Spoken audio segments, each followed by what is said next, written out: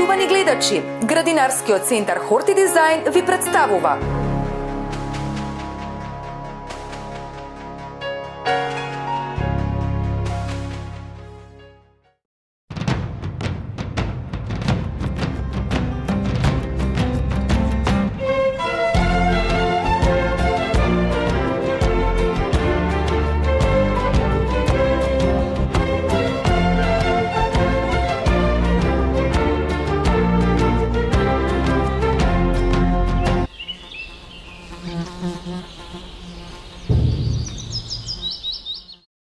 Лободата е едно од најстарите растенија кое што луѓето го користеле пред илјадници години.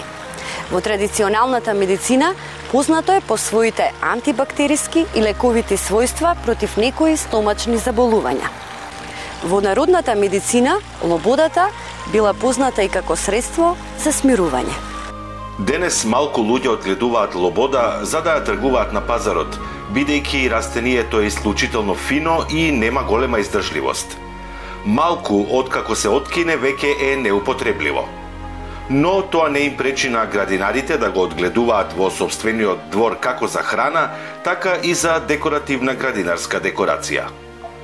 Лободата е од големото семејство лободови, во која влегуваат 100 рода со 1500 видови. Лободата е род на едногодишни треви.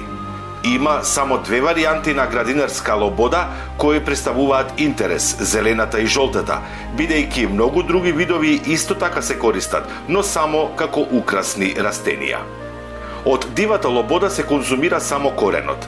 Најчесто за храна се користат листовите на младите гранки, а понекогаш и врвовите на стеблото и гранките. Градинарската лобода може да се одгледува сосема лесно. Таа не е ефектно растение и одгледувањето не представува потешкотија дури и за почетниците градинари. Се одгледува преку директно сеење на отворено уште во пролет, на фази во 10 до 15 дена до доаѓањето на суво и топло време. Засејувањето на лободата може да се продолжи до летото во јули или август. Задолжително семето се сее уште во рана пролет, во март, без да се одгледува претходно расад. Лободата сака богато оплодување, лесна и влажна почва.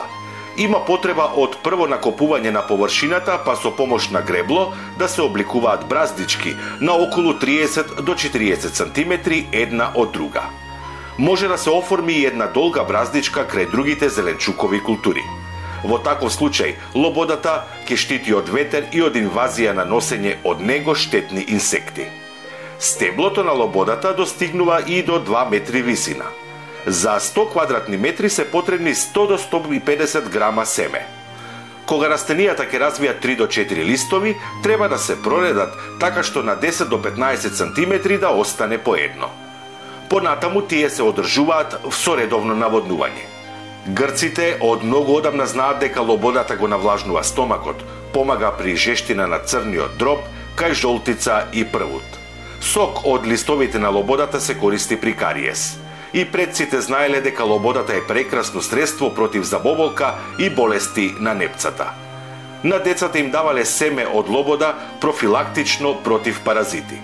Некогаш лободата се применува дури и при парализа.